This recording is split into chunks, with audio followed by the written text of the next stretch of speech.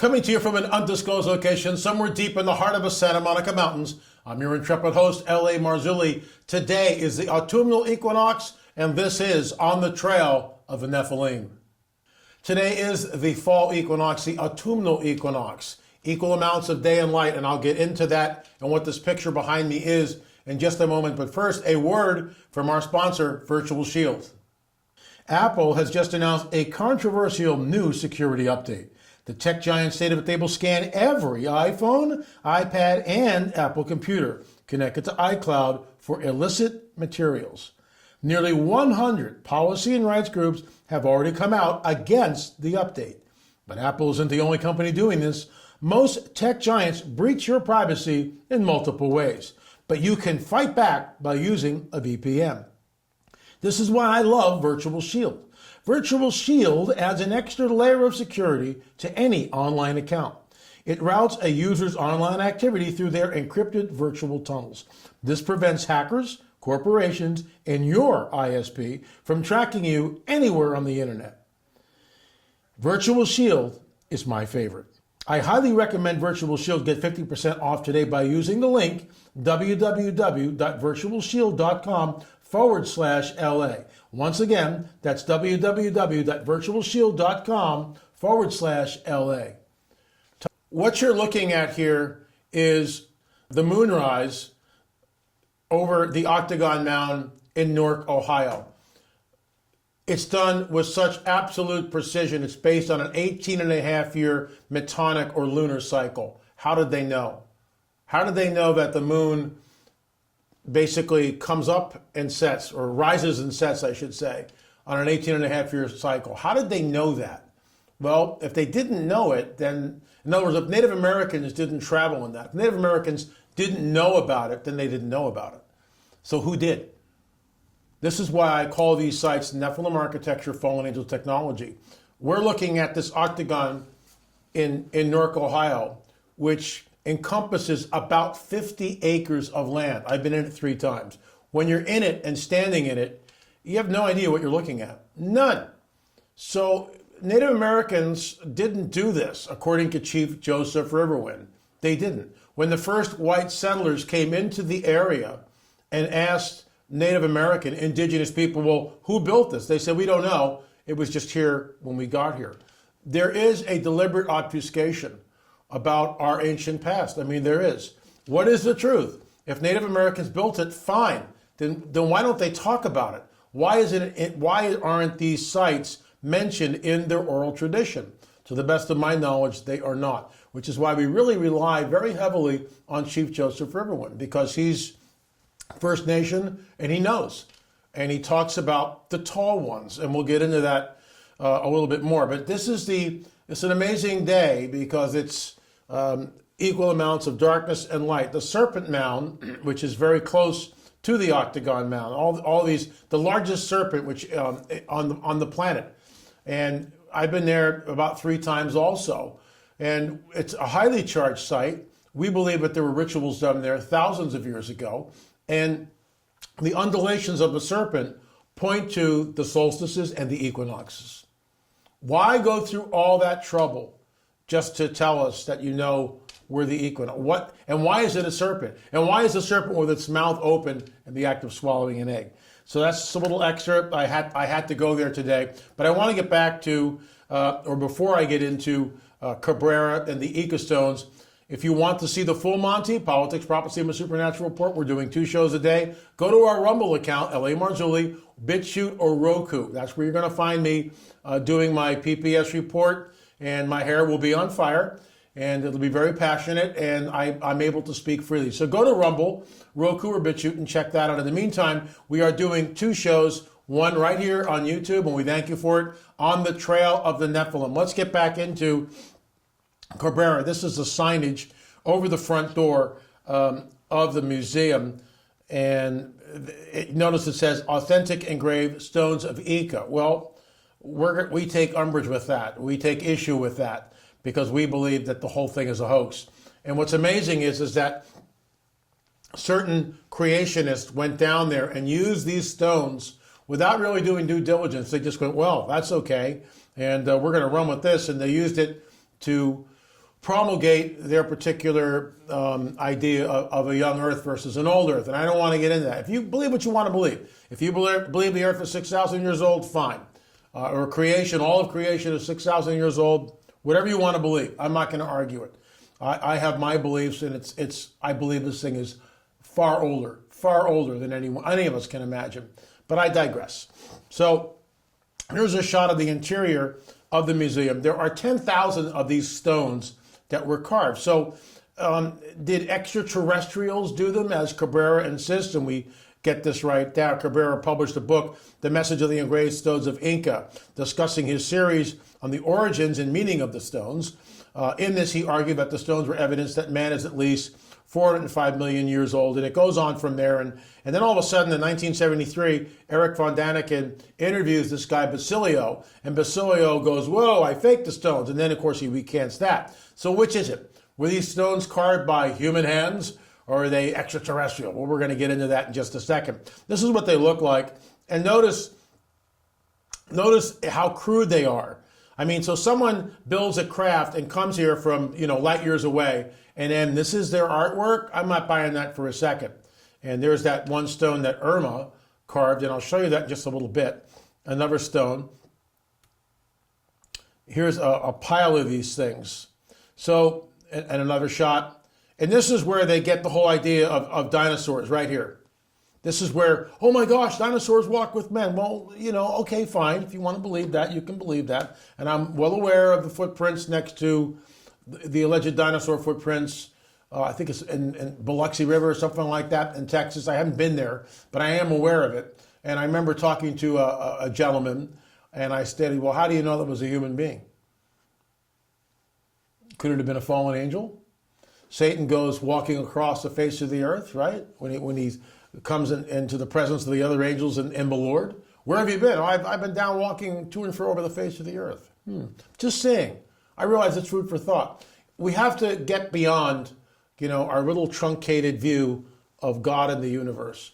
Because in my opinion, and I guess I'll go out on a limb here, in my opinion, if it's only 6,000 or 10,000 years old and everything was created at once, then how did the rebellion take place? So let me get this straight. The cherub, the dragon, Satan, decides he's just created, and 24 hours later he goes, I'm going to lead a rebellion right now. And so he somehow convinces a third of the angelic hosts to follow him. I'm not buying that for a second. Not buying it for a second. They were here. We don't know how long they were here for. Those seeds of that rebellion must have taken a long, long time. Now that's conjecture. If you want to believe that the rebellion took place 24 hours after creation, believe that.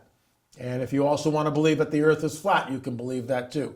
But I'm not buying that for a second. Something happened in the far distant past, because when we read in Genesis, and this is a controversial subject, I get it. The earth was without form and void, but the earth is still there.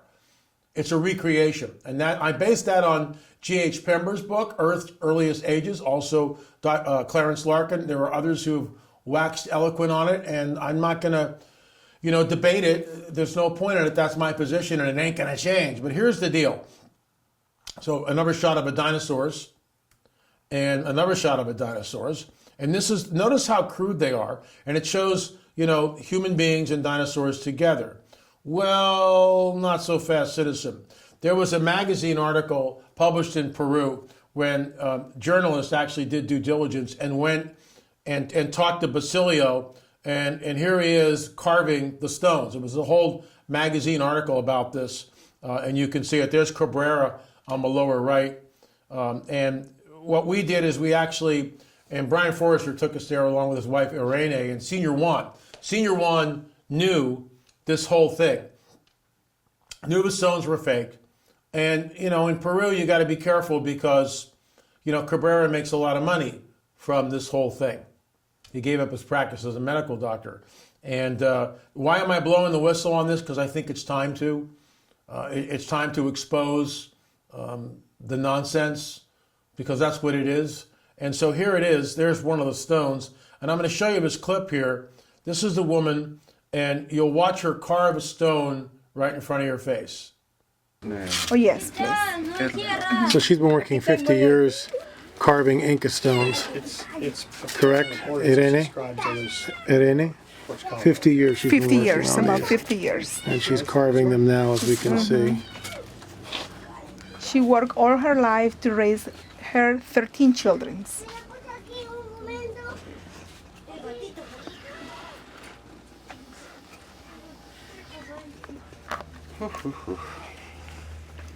So here's the deal, folks.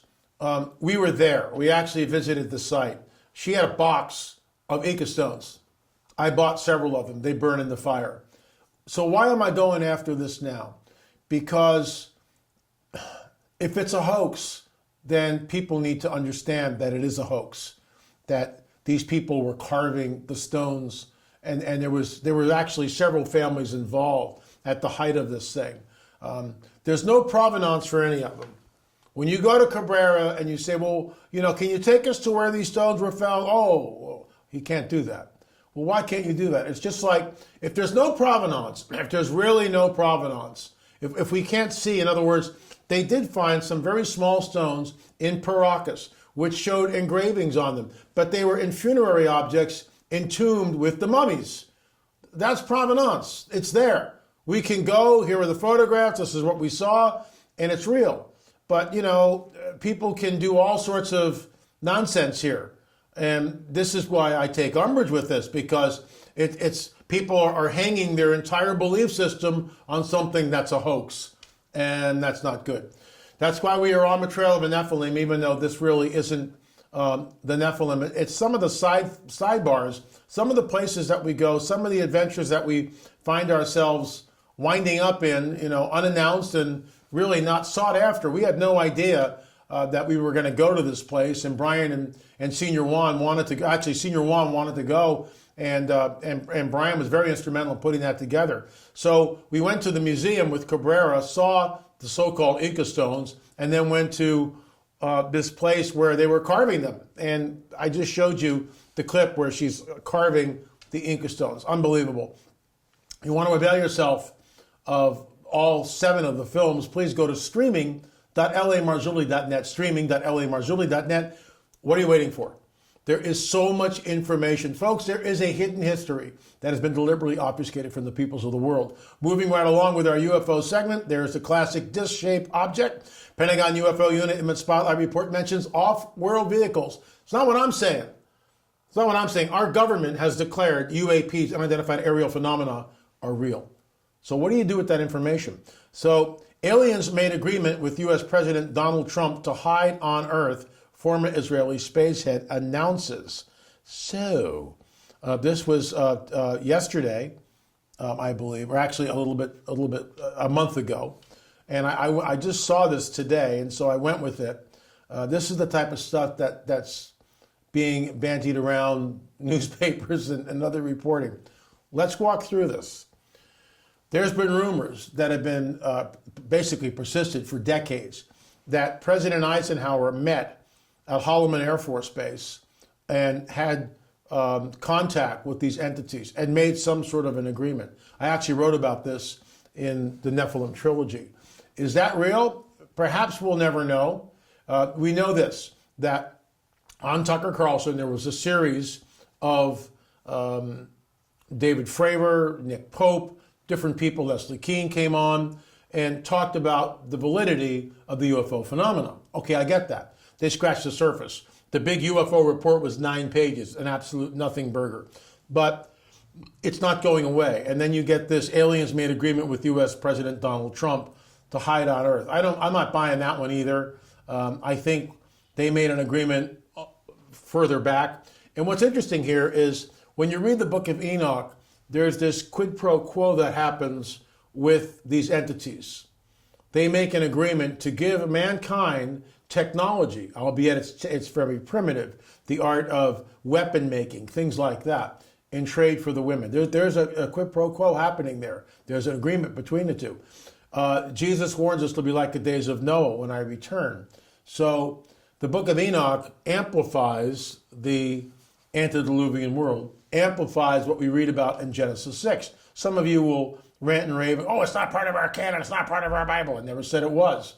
But what's interesting is we can at least appreciate its historicity. If we look at the Dead Sea Scrolls and hold those up, why not the Book of Enoch? It actually precedes the Book of Genesis in the Ethiopian Bible. That's not the King James LA, we can't go with that. Okay, I understand that.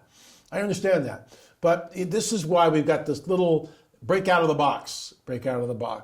Do your own research. Be a Berean. Check out the Book of Enoch. There's that quid pro quo going on. Jesus warns us to be like the days of Noah. That happened in the days of Noah. Are we looking at the same type of thing? Was there an agreement? Here's why I think there was. Bob Lazar, who worked out at Area 51, Groom Lake, stated on the record that he witnessed saucers levitating off the ground. He called it the sports model. He tried to back engineer the propulsion system. He's never recanted his story. First-hand witness.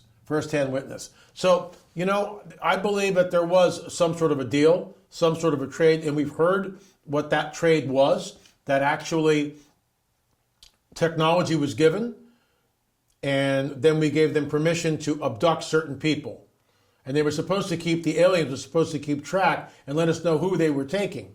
This is why some people who are abducted see what looks like U.S. military people along with the aliens, and they scratch their head and going, what's going on here? Look, folks, the rabbit hole is deep, really, really deep. If you've got questions, please, shoot me an email, la@lamarzulli.net. I'll try to answer them right here. If you've got UFO footage, UFO clips, if you've had an encounter with an entity, whatever, shoot me an email, la@lamarzulli.net, and we will try to get to it right here on the show on the Trail of a Nephilim. Remember, Jesus warns us even the elect would be deceived if that were possible. One of the most dire warnings in the biblical prophetic narrative. I think the one warning from Jesus himself that always gets me is when he says that unless those days were shortened, no flesh would survive. Folks, this is why we made the film. It's totally free. UFO Disclosure, The Coming Great Deception, and the Luciferian Endgame. Right here on YouTube, you can watch it for free. You can also go to streaming.lamarzulli.net, download it for free, pop the popcorn, invite a bunch of friends over. I promise you, it will rock your world. We're working on part 2. Probably it won't be available until the first of the year because I'm in the midst of this construction thing here, and I need to get settled and then maybe take a little bit of a vacation. But we will get it out. It will be for free.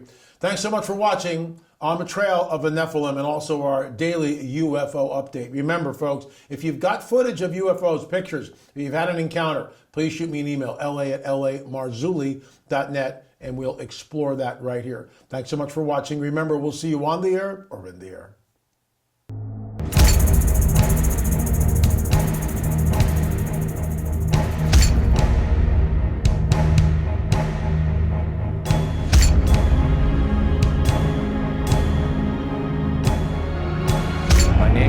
Matthews, I've seen a UFO. I've seen a UFO. And I saw a UFO. A UFO.